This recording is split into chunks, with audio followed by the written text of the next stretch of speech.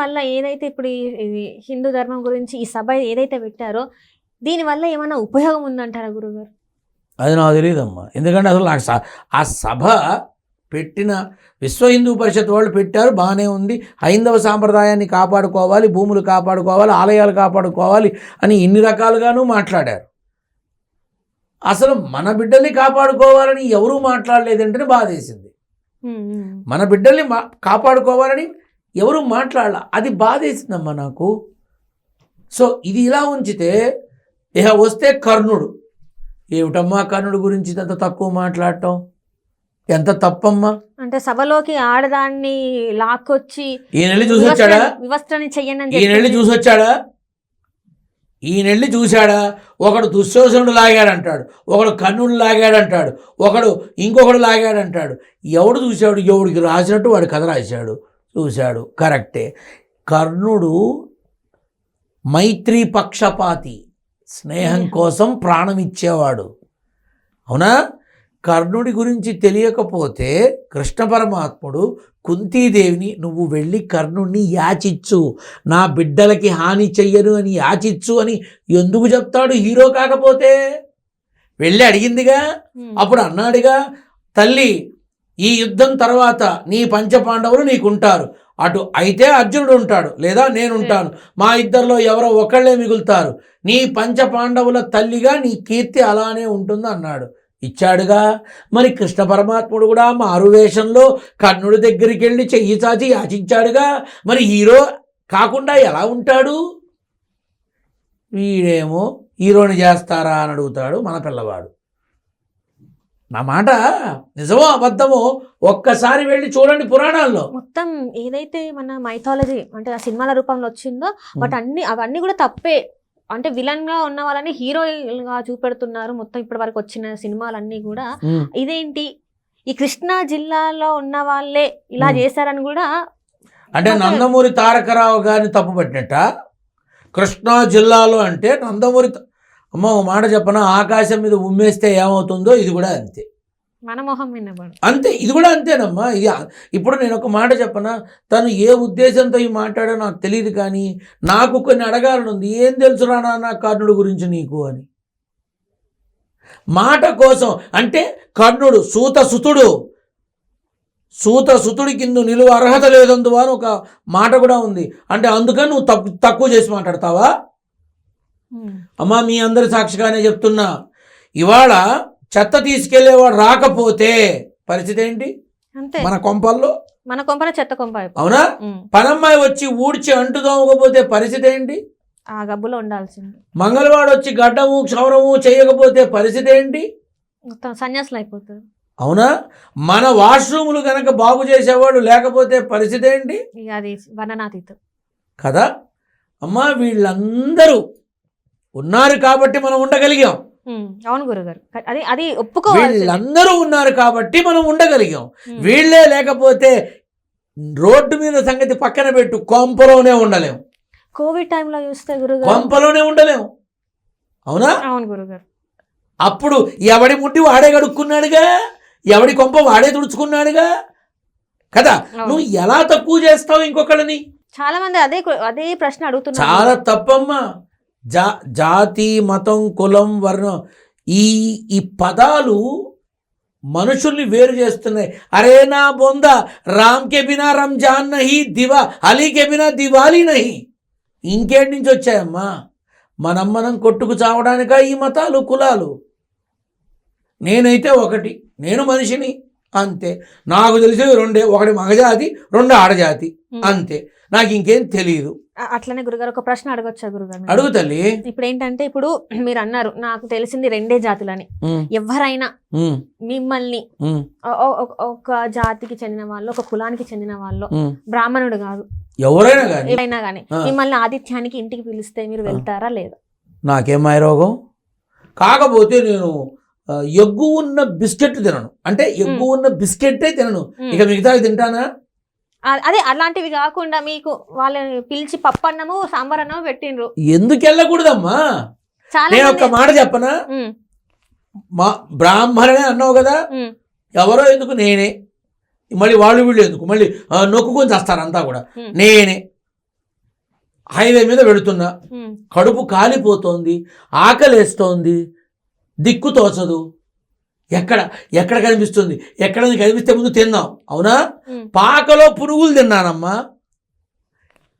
ఆ మహాతల్లి జాతి ఎందుకు నాకు, కులం ఎందుకు, ఏమెందుకు నాకు, నా కడుపుకు ఆకలి ఉంది, అది తినాలి, అది తినకపోతే నేను చచ్చిపోతానేమో, నీరసం వచ్చి పడిపోతానేమో, బండి డ్రైవ్ చేయలేనేమో, ఎన్నన్నా ఉండొచ్చు కదా కదా. ఇప్పుడు అక్కడికి వెళ్ళాం చక్కగా, కాకపోతే అమ్మాయి వెల్లుల్లి ఉందా పచ్చడిలో అని అడుగుతా, ఉంది అందనుకో, అయితే వద్దు, ఉత్తది తింటా అంట, ఎందుకంటే అల్లం వెల్లుల్లి నాకు పడి సావదు. అందుకు అమ్మ ఒక మాట చెప్పనా, పెట్టే చెయ్యి మంచిదై పెట్టే మనసు మంచిదైతే ఆ తల్లి ఏం పెట్టినా నేను తినగలిగేదైతే అది పూరిపాక కాదమ్మా. అసలు నాకు అర్థం కాదు, ఈ మధ్య అన్నీ చూస్తున్నావుగా, రోడ్డు మీద ఫుట్పాత్ మీద కూర్చొని దోశలు, ఇడ్లీలు, పూరీలు, చపాతీలు తెగలాగిచ్చేస్తున్నారు. పాకలో కూర్చుంటే తప్ప, ఎవరు పిలిచినా తింటారు. నువ్వు పిలిచినా వస్తా, నాకే ఇబ్బంది లేదు, ఖచ్చితంగా గురుగారు. అది కాకపోతే నేను ఫుడ్ కన్నా ప్రిఫరెన్స్ మంచినీళ్ళు, కాఫీకి ఇస్తా, అంతే. ఇక ఒకటమ్మా, ఆకలేసినప్పుడు ఏ కులాలు, మతాలు, జాతులు అడ్డురావు. ఆకలి మాత్రమే. ఆకలికి కులాలు ఏంటమ్మా, మతాలు ఏంటమ్మా? తప్పకుండా ఆతిథ్యాన్ని మనసు ద్వారా స్వీకరిస్తా. నాకు అన్నం పెట్టడానికి అమ్మలాంటి మనసు ఉండాలే కానీ అంత పప్పు, ఆవకాయ, నెయ్యి వేసుకొని శుభ్రంగా భోజనం చేసి వస్తా. ఇదే రకంగా చాలా మంది ఉంటే బాగుంటుందేమో అనిపిస్తుంది. సో కొంతమంది వల్ల ఈ ప్రశ్న మిమ్మల్ని అడగాల్సి వచ్చింది గురుగారు, అంతే, అంతకుమించి. అమ్మ ఒక మాట చెప్పన్నా, ఏదైనా సరే అడగడానికి నువ్వు ఆలోచిస్తావేమో, చెప్పడానికి సీతమ్మ కొడుకు నారసింహుడి బిడ్డ ఆలోచించడు, నిజమే మాట్లాడతాడు. రైట్ గురుగారు. అట్లనే ఇక్కడ ఏంటంటే కొన్ని రోజుల నుంచి చాలా మందికి ఏంటంటే ఇంట్లో ఎవరైనా చనిపోతే సంవత్సరం పాటు అంటుడు ముట్టుడు అని ఉంటుంది. సంవత్సరం పాటు ఇంట్లో దీపాలు వెలిగించుకోము, పండగలు ఏవి చేసుకోము, మళ్ళీ సంవత్సరీకం చేసిన తర్వాతనే మళ్ళీ ఏదైనా పుణ్యక్షేత్రం వెళ్ళొచ్చి ఇంట్లో దీపం పెడతాం. ఇది అసలు నిజంగానే మన ధర్మంలో ఉందా లేదా? ఇలా చేసే వాళ్ళందరినీ నేను కొన్ని అడుగుతా, అది ఇంప్లిమెంట్ చేస్తారా వీళ్ళు? చెప్పండి గురుగారు. భగవంతుడికి దీపం పెట్టకూడదు, భగవంతుడిని చూడకూడదు అంటున్నావు కదా. అవును గురుగారు. అది అయ్యేదాకా మీరు స్నానం చెయ్యకండి, లెట్రిన్కి వెళ్ళకండి, కడుపు నిండా తినకండి, తర్వాత భోజనాలు చేయకండి, చాటు, పానీపూరి, మసాలాలు తినకండి, ఇంట్లో వచ్చే ఓటీటీ ఛానల్స్ చూడకండి, సినిమాలకి వెళ్ళకండి, వైఫ్తో సంసారం చెయ్యకండి, గర్ల్ ఫ్రెండ్తో రొమాన్స్ చెయ్యకండి, నోరు ముడ్డి మూసుకొని నవరంధ్రాల్లో మైనం కూరుకొని ఓ మూల కూర్చొని ఆ సంవత్సరికం అనేది అయిపోయిన తర్వాత, అవునా, ఇప్పుడు నేను చెప్పినవన్నీ ఆపి సంవత్సరం తర్వాత ఎవడన్నా చేసే మనిషి ఒక్కడి నా ముందు రమ్మను ఉంటారా గురుగారు కాదా? అమ్మా, అన్నీ చేయడానికి ఓకే అయినప్పుడు భగవంతుడికి ఎందుకు దూరం కావాలి? దీని మీద గర్గపాటి గారు కూడా ఒకటి మాట్లాడారు, మీరు వినే ఉంటారు. అన్నీ విన్నా. నేను ఎవరినైనా అడుగుతా, ఇవన్నీ మానేస్తే నువ్వు చెప్పింది నేను వింటా అంట. అయితే గురుగారు నేను ఇదే విషయం అడిగా, మా ఇంట్లోనే అడిగా, ఎందుకు ఇట్లా చేయాలి, అరే మన ఇంట్లో దీపం పెట్టుకోవడానికి దానికి ఏం సంబంధం, మనం తల స్నానం చేసి ఏదన్నా ఒక దగ్గరికి వెళ్ళి నది స్నానం చేసేసి వస్తే అయిపోతుంది కదా. లేదు పెద్దలు అట్లా చెప్పిన మనం అట్లా, ఏ పెద్దలు చెప్పిందంటే ఎవరికి తెలియదు, మరి ఎక్కడ ఉందంటే ఎవరికి తెలియదు, కానీ ఇట్లా చెయ్యాలి. ఇదంతా పరమ నీచమైన ఆలోచనలు. నా తల్లికి నేను జ్యోతి వెలిగించిన తర్వాత నేరుగా నారసింహుడి దగ్గరికి వెళ్ళి, మా అమ్మ నీ దగ్గరకు వచ్చేసింది, నన్ను వదిలిపెట్టి అమ్మని జాగ్రత్తగా చూసుకో అని చెప్పిన వాడిని నేను. ఆ 11 రోజుల తర్వాత ఇంకా 11 రోజుల జ్యోతి వెలిగించిన రోజే అంటున్నా. నేను ఆ పదం మాట్లాడను, ఆ పదం కూడా మాట్లాడను. నా తల్లికి జ్యోతి వెలిగించిన రోజు సాయంత్రం నేరుగా వెళ్ళి, నాన్న మా అమ్మ నీ దగ్గరకు వచ్చింది, ఇక నీదే బాధ్యత, మా అమ్మని చల్లగా చూడాలి నువ్వు, ఇక నుంచి నేను నిన్ను చూస్తూ ఉంటా అన్నా, అంతే. ఈ రోజుకి నాన్నని తలవని రోజు లేదు, నాన్నకి చెయ్యని రోజు లేదు, నేను తిండి తినను. అలాంటి రోజులు ఏదో ఉన్నాయి. మా ఆవిడకు చెప్తుంది, తినండి తినండి అని ఏడుస్తూనే ఉండదు, నేనేమో తినసావను, నాకు తిండి మీద వ్యామోహం ఉండదు. కానీ నా నాన్నని ఏది అప్పటి నుంచే, ఈవెన్ ఆ రోజు కూడా నా తల్లి కార్యక్రమాన్ని ఒక శుభక్రతువులా చేస్తా. ప్రతి సంవత్సరం 3 రోజుల పాటు బ్రహ్మాండంగా అద్భుతంగా చేస్తా. తమాషనా అమ్మా? ఎవరా మా పెద్దలు దిగిరమ్మను మనం చూస్తా ఓడి దుంపదేగా ఎప్పుడెప్పుడు ఇవి 11 రోజులు అయిపోతాయా, ఎప్పుడెప్పుడు ఇది అయిపోతాయా అని వెళ్ళిపోతారు బయటికి. మరి అన్నీ చేస్తారుగా, దేవుడికి దీపం ఎందుకు పెట్టడు, దేవుడికి ఎందుకు దండం పెట్టకూడదు? దేవుడు కాకపోతే మా అమ్మ నాకు చెప్పింది, నాన్న ఏదైనా పర్లేదు కానీ బ్రహ్మపాదాలు ఉన్నటువంటి సెటారి పెట్టించుకోకు, గుడికి వెళ్ళొచ్చు కానీ గుడికి వెళ్ళు, దండం పెట్టుకో, పూజ చేయించుకో, చక్కగా తిరుగు, నీ ఇష్టం. కానీ బ్రహ్మ కడిగిన పాదాలు ఉన్నటువంటి సెటారి పెట్టించుకోకు నాన్న అంది. మా అమ్మ చెప్పింది నేను చేస్తున్నా అంతే, మిగతాది నాకు అనవసరం. మా అమ్మ చెప్తేనేగా వీడు నారసింహుడు అని తెలిసింది, వీడు రాముడు అని తెలిసింది. ఆ తల్లి ప్రేమ కోసమే కదమ్మా దొంగలాగా దశావతారాలు ఎత్తాడు మహానుభావుడు. ఆ తల్లి ప్రేమ కోసమే కదమ్మా ఆయన కూడా దశావతారాలు ఎత్తాడు.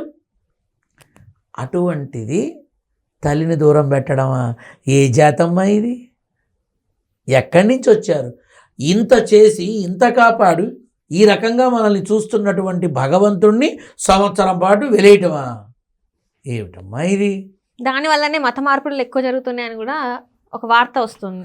అంటే అది స్వార్థం అనుకోవచ్చు, స్వలాభం అనుకోవచ్చు, ఇతరత్ర కారణాలు కావచ్చు. అది దాని గురించి నేను మాట్లాడడానికి పెద్దగా ఏం లేదమ్మా. అది నాకు ఇప్పుడు ఒక మతం వారు ఇంకో మతంలోకి వెళుతున్నారు అంటే కారణాలు అనేకం ఉంటాయి. ఇప్పుడు నేనున్నాను, నా దగ్గరికి క్రిస్టియన్స్ వస్తారు, ముస్లిమ్స్ వస్తారు,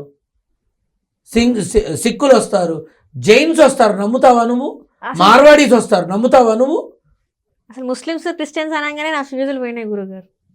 నేనేదో నోటుకొచ్చిన మాట ముడ్డుకొచ్చిన పిత్తులాగా మాట్లాడట్లా. నా దగ్గర కంప్లీట్ ఇన్ఫర్మేషన్స్, ఫోన్ నెంబర్స్ అన్నీ ఉన్నాయి.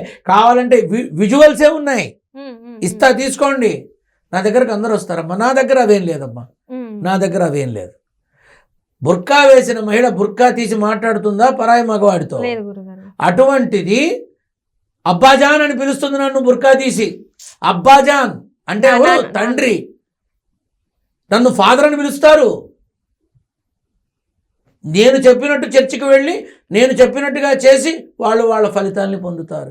ఏమ్మా దేవుడు, నువ్వు చీర కట్టుకున్నావు, రేపు ఇంకో చుడిదార్ వేసుకుంటావు, ఎల్లుండి జీన్స్ వేసుకుంటావు, గోవాకి వెళ్తేనో బ్యాంకాక్ వెళ్తేనో ఇంతసేపు బెర్ముడా వేసుకొని డింగ్ డింగ్ అని తిరుగుతావు.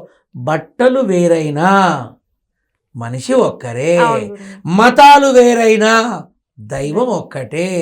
బైబిల్ ఏం చెప్పింది? భగవంతుణ్ణి ప్రేమించు, యేసు ప్రభు ప్రేమను పెంచు అన్నాడు. శ్రీకృష్ణ పరమాత్ముడు ఏమన్నాడు? ధర్మాన్ని రక్షించు అన్నాడు. అల్లా ఏమన్నాడు?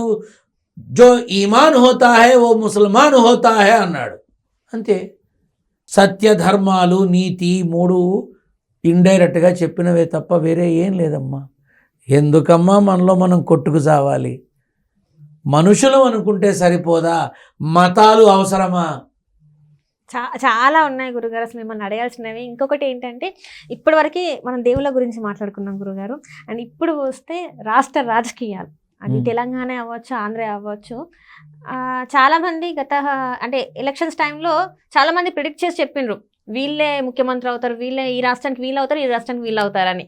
కానీ మీరు మాత్రం దానికి ఆపోజిట్ చెప్పిండ్రు. అప్పుడు మిమ్మల్ని ఎవరు నమ్మలే.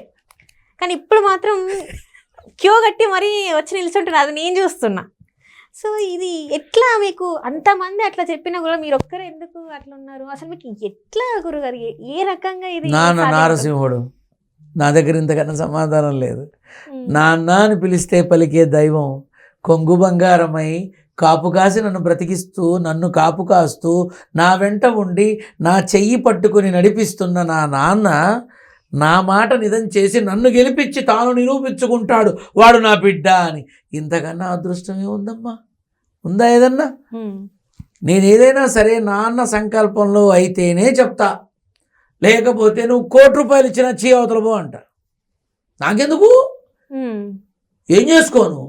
అంటే చాలా మంది ఏంటంటే రిచ్ పూజలు, కొంతమంది ఏంటంటే ఎక్కడికో తీసుకెళ్ళి ఒక దేవాలయం దగ్గరికి తీసుకెళ్ళి అక్కడ ఇంత ఖర్చు అవుతుందని కూడా చెప్పి వాళ్ళు అంటే బయటికి చెప్పేస్తున్నారు, ఇంత ఖర్చు అవుతుంది, ఈ పూజకి ఇంత అవుతుందని చెప్తున్నారు. కానీ మీ దగ్గర అది అట్లాంటివి లేవేంటి గురుగారు? ఎందుకంటారు మరి? అంటే నేను ఒక్కటేనమ్మా, ఆ కుటుంబానికి కనుక తప్పదు అంటే అది అవసరమైతే, అది నా నాన్న అనుమతిస్తే అప్పుడు వాళ్ళతో ఒకే ఒక కార్యక్రమం శుభక్రతు వాళ్ళకి తగిన విధంగా చేయిస్తా. నీకు తెలుసా, ఈ 30 ఏళ్లలో నేను ఇప్పటిదాకా చేయించింది 8 మాత్రమే, ఓన్లీ 8. అది నా నాన్న సరే చెయ్యి అంటే చేశా, లేకపోతే చేసేవాడిని కాదు. నేనైతే ఈ జపాలు తపాలు హోమాలు యజ్ఞాలు యాగాలు దానాలు స్తోత్రాలు అష్టోత్రాలు ఇవన్నీ కూడా వీటన్నిటికన్నా నాన్నకి ఆత్మనివేదన ఇష్టం, మనసుతో చేసేది ఇష్టం, అంతేనమ్మా. అంటే చాలా మంది ఏంటంటే అప్పటి సీఎంలు ఇలాంటి పూజలు చేసిన కాబట్టి సీఎంలు అయినరు, ఇంత ఖర్చు అయిన ఇంత ఖర్చు పెట్టినని కూడా చెప్పిండ్రు. ఇప్పుడు మరి మీరు చెప్తున్న దాని ప్రకారం మీకు గడిచిన ప్రభుత్వంలో నేను ఓపెన్గానే చెప్తున్నా, అంటే గత ఎన్నికల ముందు ఎవరెవరైతే పూజలు చేస్తున్నారో వాళ్ళకే చెప్పా, ఎన్ని చేసినా కూడా రారా నాయన, ఉపయోగం లేదురా, మోసం చేయకండ్రా, అబద్ధాలు చెప్పకండ్రా, ఎందుకురా లక్షలు ఖర్చు పెట్టి చేయిస్తారని నేరుగా వాళ్ళ మొహానే చెప్పా. అది ఇక్కడ తెలంగాణలోనే ఆంధ్రలో 2 చోట్ల యావత్ భారతావనిలో ఎక్కడెక్కడి నుంచో వస్తారు నా దగ్గరికి. ఇప్పుడు రేపు జరిగే కేజ్రీవాల్ తాలూకా మనుషులు కూడా వచ్చి కలిసి వెళ్ళారు, అందరూ వచ్చి కలిసి వెళ్ళారు నన్ను. నేను నాదో మాయరోగం ఉందమ్మా, నువ్వు గెలుస్తావు అని వచ్చిందనుకో, నువ్వు గెలుస్తావు పో అంట. అసలేమీ రాలేదనుకో, నమస్కారం నాకేమీ వద్దు నువ్వు పో అంట. లేదు నువ్వు జాగ్రత్తగా ఉండాలని వచ్చిందనుకో, అదే చెప్తాను నేను. అంతే ఇక్కడ ఏముండదు. నేను ముందే చెప్పడం అనేది నాన్న సంకల్పం, నాన్న అనుమతిస్తే చెప్పేస్తా. అలా అనుమతి ఇచ్చారు కాబట్టి అన్నీ ముందే చెప్తూ వచ్చా. కాకపోతే అవి ఈ మధ్య అన్నీ బయటపెట్టడం వల్ల చక్కగా నన్ను జూబిలీ చెక్ పోస్ట్ నడి రోడ్డులో నిలబెట్టేసి అందరూ వాయిచ్చేస్తున్నారు నన్ను. ఎందుకని? నిజం మాట్లాడతా కాబట్టి. ఇప్పుడు ఇక్కడ తెలంగాణలో చూసుకుంటే రేవంత్ రెడ్డి గారి ప్రభుత్వం నడుస్తుంది. చెప్పా కదమ్మా, 13 నుంచి 16 నెలలు కష్టకాలం మొదలైపోయింది మన నవంబర్ నుంచి. కష్టకాలం, బాగా ఇబ్బందులు ఉంటాయి, చిరాకులు ఉంటాయి, పర్యటనలు ఉంటాయి, ఒత్తిళ్ళు ఉంటాయి, తన మనుషులతోనే తనకి కొన్ని తలకాయ నొప్పులు ఉంటాయి, ఇలాంటివి ఎన్నో ఉంటాయమ్మా. ఈ 13 నెలలు తను కనుక దాటగలిగితే వేరేలా ఉంటుంది. మరి కేసీఆర్ గురించి ప్రతిపక్ష నేత కేసీఆర్ గారు, ఈయన పరిస్థితి ఏంటంటారు? మరొకసారి తెలంగాణ సీఎం అయ్యే అవకాశాలు ఉన్నాయి? ఎందుకు లేదు? ఎందుకంటే ప్రజలు వద్దనుకున్నారు కదా ఆయన ఈసారి. మరి 10 ఏళ్ళు ఎందుకు పెట్టారు? వద్దనుకుంటే 5 ఏళ్ళకే పంపించేయాలిగా ఇంటికి. ఎందుకు 10 ఏళ్ళు పెట్టారు? ఆలోచించు, ఎందుకు 10 ఏళ్ళు పెట్టారు? కాబట్టి ఈ విషయంలో ఇప్పుడున్న స్థితిలో నాకు బీఆర్ఎస్ అయినా కాంగ్రెస్ అయినా బీజేపీ ఎవరైనా ఒకటే. బికాజ్ నేను నారసింహ పార్టీ, ఈ పార్టీలు కాదు నేను. అంటే రాజయోగం ఉందంటారా కేసీఆర్ గారికి? బ్రతికినంత కాలం అలానే ఉంటాడమ్మా. ఇప్పుడు మాత్రం తక్కువ, ఎక్కడో కూర్చొని చక్రం తిప్పుతూనే ఉంటాడు అర్జునుడిలాగా.